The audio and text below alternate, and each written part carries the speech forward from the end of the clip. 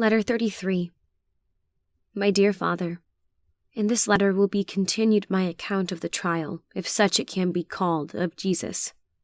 John, the faithful and yet trusting disciple whom Jesus loved, still kept near his captive master and sought to cheer him by affectionate looks, and where he could do it with safety, by kind acts.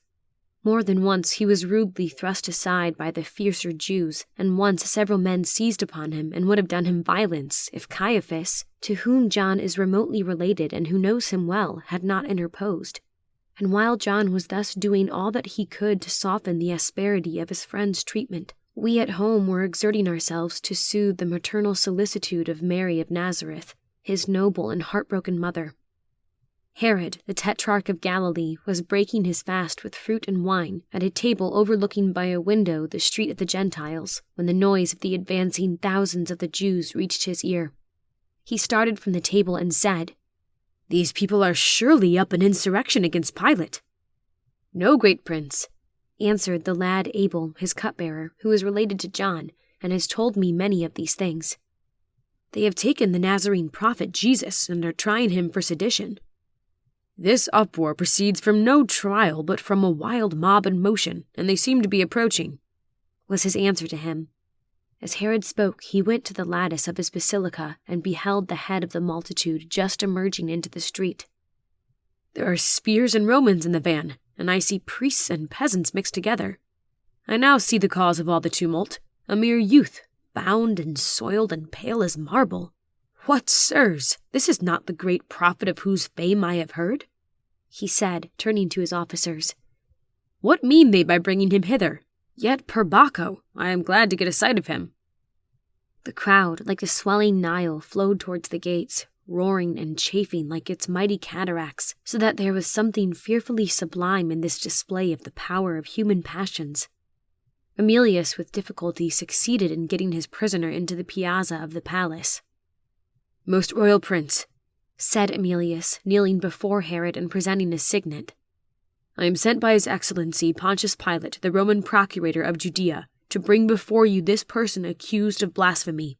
Ignorant of your customs and faith, the governor desires that you, who are of his nation, would examine him, and moreover Pilate, learning that he is a Galilean and a subject of your jurisdiction, courteously declines interfering with your authority." When Herod Antipas heard delivered so courteous a message from the procurator, with whom he had been some time at enmity, he was pleased.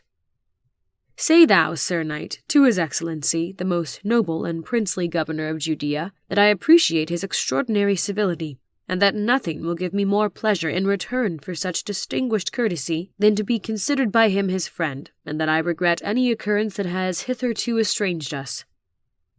Emilius, upon receiving this answer, arose and bowed, and then said with the boldness which characterizes him, "Most gracious and royal tetrarch, I pray you heed not the charges of these Jews touching this prisoner. They have conceived against him a bitter hatred without just cause. He has done nothing worthy of death. Pilate could find nothing whatsoever in him deserving of the attention of the dignity of a Roman tribunal." "Let the prisoner fear not," answered Herod, at the same time regarding Jesus attentively as he stood before him in the calm majesty of innocence. "I will not take Pilate's prerogative of judgment out of his hand, so handsomely tendered to me. If he hath blasphemed, me Hercule, the high priest and the priest of the temple itself," he added, laughing, "do that every day of their lives, for religion is at a low ebb among the hypocritical knaves. I have nothing to do with their charge of blasphemy, or I would have them all stoned to death without mercy. I will first see some miracles wrought by thy far-famed prisoner, noble Emilius, and then send him back to my illustrious friend Pontius, whom his gods prosper in all things." Herod then, fixing his eyes curiously upon Jesus, who had stood silently before him, seemingly the only unmoved person in the vast concourse, said to the soldiers, "Unbind him. By the staff of Jacob he hath been roughly handled. Men of Israel, it becomes not such as you to do violence to a man before he is condemned." While he was speaking, John arranged Jesus' mantle about his form. Herod regarded with interest and looks of compassion the pale and divinely serene countenance of the prisoner, and seemed struck with the indescribable majesty of his aspect and bearing. "Art thou the Nazarene Jesus, of whom I have heard so much?" he asked in deferential tones. "I am he," was the quiet answer. "Then gladly do I meet thee, for I have long time desired to see thee, and I would fain behold thee do some miracles. Does rumor belie thy powers? What, art thou silent? Dost thou not know who it is that speaks to thee? Come hither, fellow." He called to a Samaritan muleteer who stood in the crowd, whose oval face and Jewish eyes showed him to be both of Assyrian and Israelitish descent, and whose arm had been taken off by a sword in a contest with Barabbas and his robbers. "Come hither, and let this prophet prove his power and mission by restoring thy arm whole like as the other." The man alertly came forward, and all eyes were directed eagerly upon him and upon Jesus, but he thrust the stump of his arm by Herod's order in vain before Jesus.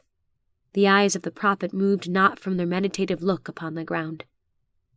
"Art thou mocking us, thou false Christ?" cried the tetrarch angrily. "Wilt thou neither speak nor act? If thou art not an impostor, do a miracle before us all, and we will believe in thee." Jesus remained motionless, yet preserved a firm and majestic countenance. "He is a deceiver. He performed his works through Beelzebub, who has now deserted him," cried the priests.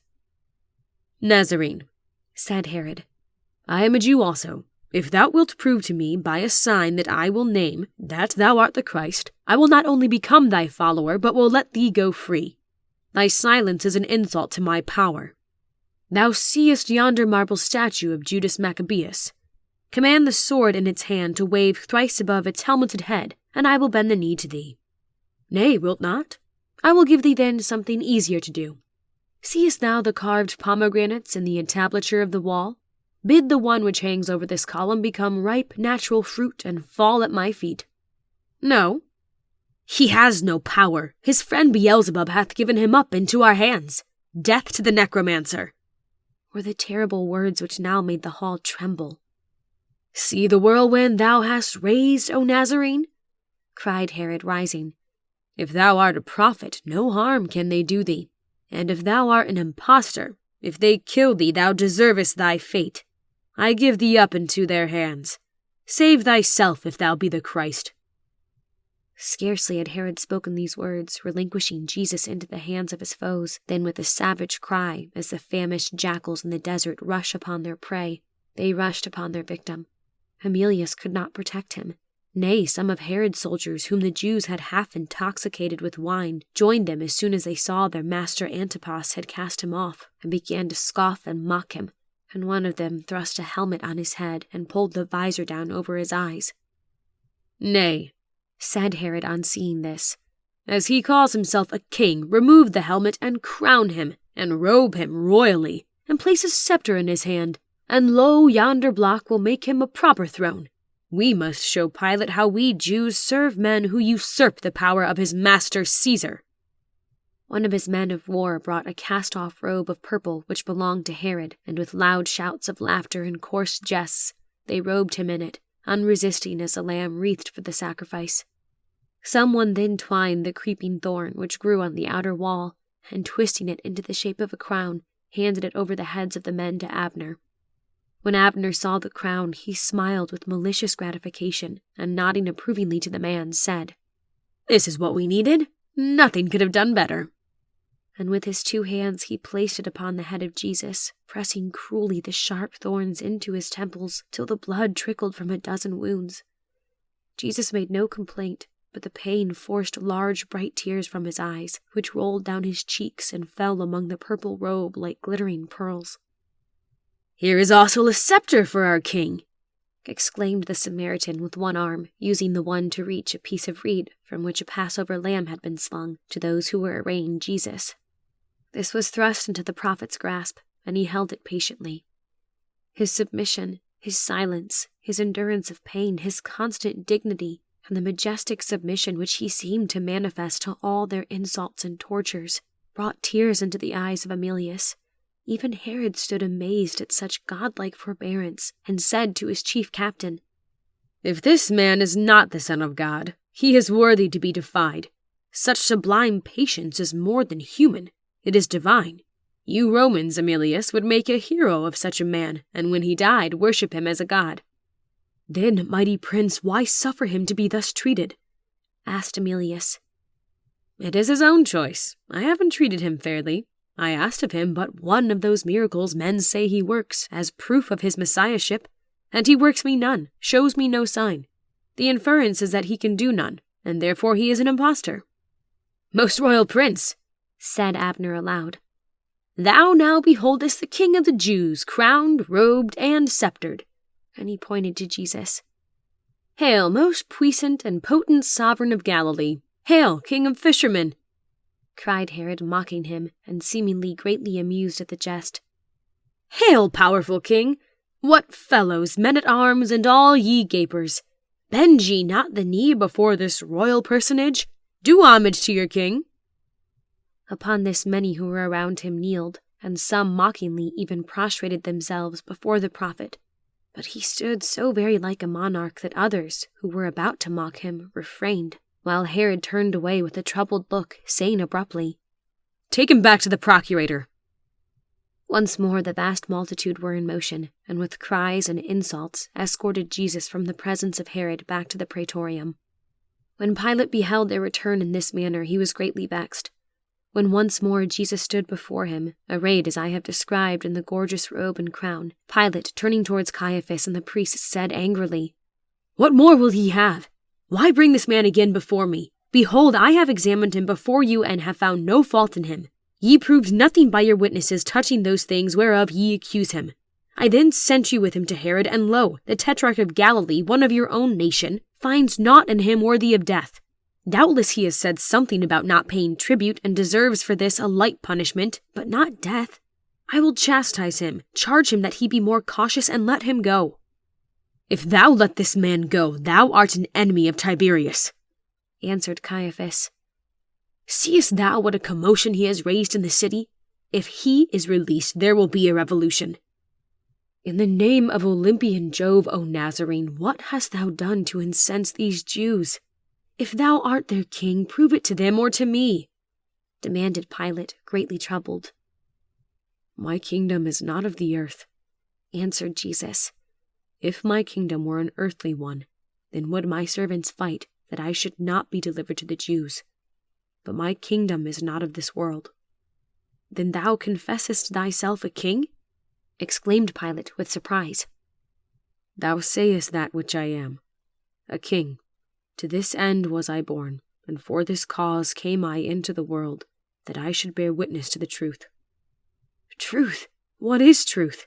Asked the Roman, but without waiting for Jesus to reply, and seeing that the Jews outside of the hall were becoming more and more impatient, he hurriedly went out to them and said, I find in the prisoner no fault at all, but ye have a custom that I should at the Passover pardon a criminal out of prison as an act of clemency in honor of the day. Will ye therefore that I pardon and release unto you this King of the Jews? No sooner had Pilate made this proposal than they all with one voice and furious gestures cried, No, no, not this man! We will not have him released! Barabbas! Barabbas! Was echoed and re-echoed by 10,000 voices. This Barabbas, dear father, is the same fierce bandit of whom I have spoken, who was that day to have been crucified with 2 of his lieutenants. But, at the loud demand of the people, Pilate was forced to send to the officer of the wards to let him go free. Pilate, therefore, finding that the Jews would be content with nothing less than the blood of Jesus, returned sorrowfully into the judgment hall. The residue of my narrative of the condemnation and crucifixion I will give in the morning, dear father. Your loving daughter, Adina.